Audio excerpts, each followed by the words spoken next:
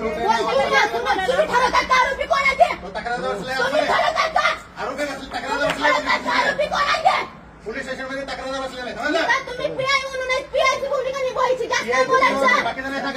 जास्त तुम्ही नाही बोलायचं. चला मी केले टोटल फुटेज हातात. चला मला सांगते काय राहते उलट बोलणार. मॅनेज होऊन नाटकं लावलेत. काय झाले? काय प्रकार घडला? उलट बोलते हरंगुळ्याच्या बायकोला बोलल्यासारखं. नालायक. सार्वजनिक ठिकाणी उपलब्ध का?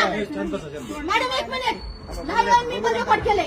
मला पण इथं कायदा माहितीये. मला इथं म्हणायचा अधिकार आहे का त्यांना इथं यायचा अधिकार नाही म्हणून. सार्वजनिक ठिकाणी ड्युटी करतात. ड्युटीच्या पद्धतीने बोलायचं. हे ड्युटी आहे त्यांची.